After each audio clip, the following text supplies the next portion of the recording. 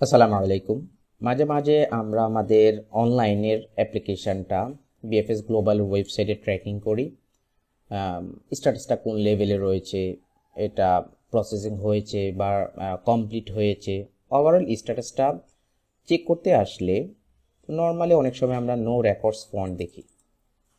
No records ফন্টটা আসলে কেন দেখায় বা এটা দেখালে আমার কি করা উচিত, আমার কোনো প্রবলেম হবে কি না, সেই বিষয়টা নিয়ে আমি কয়েকটা আপনাদেরকে ধারণা দিব।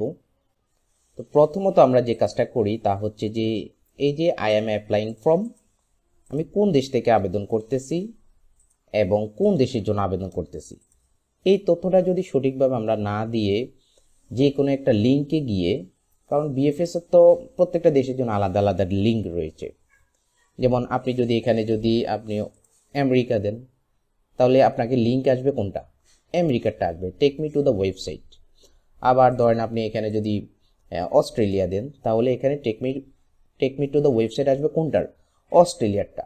সো তাহলে আমরা যেই দেশে, বিশেষ করে আমি কানাডা নিয়ে কথা বলি বিদায় আমি কানাডাটাই দেখাচ্ছি। কানাডাটা যখন সিলেক্ট করবেন তখন take me to the website হচ্ছে কোনটা আসবে, কানাডিয়ানটা আসবে। সো এই ওয়েবসাইটে এসে আপনাকে রেজাল্টটা সার্চ করতে হবে। সার্চ করলে যদি নো রেকর্ডস ফন্ট আসে, সেক্ষেত্রে আমার করণীয় কী হবে? এক নম্বর করণীয় হচ্ছে যে আপনার ট্র্যাকিং ইনফরমেশনগুলো প্রপারলি ফিল আপ করা।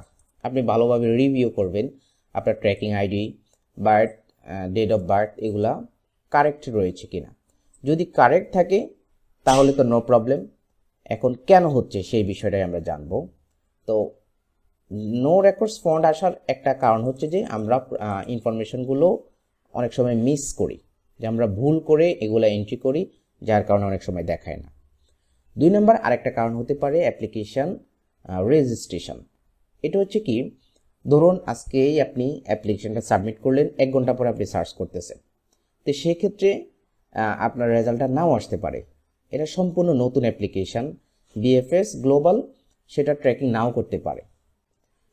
2 নম্বর একটা প্রবলেম হচ্ছে যে প্রসেসিং ডিলে বলে এটাকে। তা হচ্ছে কি, একই সময়ে একাধিক ব্যক্তি বা অনেক মানুষ একসাথে এই রেজাল্টটা সার্চ করতেছে। এই অপশনে এসে অনেক মানুষ এটাকে সাবমিট করতেছে, যার কারণে বিএফএস গ্লোবাল প্রপারলি ট্র্যাকিং করতে পারতেছে না। তো প্রপারলি যখন ট্র্যাকিং করতে না পারবে, তখন তারা এখানে নো রেকর্ডস ফন্ট দেখাবে। আরেকটা প্রবলেম হতে পারে ডকুমেন্ট সাবমিশনটা হচ্ছে কি, আমরা অনেক সময় থার্ড পার্টি বা এজেন্সি ধরে বিভিন্ন কাজ করি। তারা যদি মেইন সার্ভার থেকে মেইন অ্যাপ্লিকেশনটা আমাদের ক্যান্সেল করে দেয় বা উইথড্র করে দেয়, সেক্ষেত্রে কিন্তু আপনার কোনো রেকর্ড সেখানে আসবে না। এটা মেইন একটা রিজন হতে পারে। সো যারা কানাডার ক্ষেত্রে স্পেশালি আবেদন করেছেন, তারা এটাকে গুরুত্ব সহকারে দেখবেন। 5 নাম্বার আরেকটা প্রবলেম হতে পারে টেকনিক্যাল ইস্যু। বিএফএস গ্লোবাল তাদের ওয়েবসাইট মেনটেনেন্স করতেছে বা নোটিস করেছে এই সময় থেকে এই সময় পর্যন্ত তাদের ওয়েবসাইটটা অফ থাকবে, যে কোনো ইস্যুতে এটাকে আমি টেকনিক্যাল ইস্যু বলবো। সো তারা যদি তাদের ওয়েবসাইটটা মেনটেনেন্স সংক্রান্ত বা অন্য কোনো ইস্যুতেই অফ রাখে নিজস্ব কার্যক্রম, সেক্ষেত্রে কিন্তু আপনার কোনো রেকর্ড এখানে শো করবে না। এখন রেকর্ডটা শো না করলে আমি কি করব? আমার কাজ হচ্ছে যে পরবর্তীতে আমার ইনফরমেশনগুলো সঠিকভাবে দিয়ে আবার সার্চ করলে অবশ্যই আমি পেয়ে যাব। পাওয়ার তারপরেও যদি আমি না পাই তাহলে মনে করবেন যে আপনার অ্যাপ্লিকেশনটা ভুল ছিল। আপনি যেই মাধ্যমে অ্যাপ্লিকেশন করেছেন, যেভাবে করেছেন, আসলে প্রপার কোনো ওয়েতে আপনি করেননি বা আপনার ইনফরমেশনগুলো ভুল, যার কারণে আপনার এখানে কোনো রেকর্ডস আসতেছে না।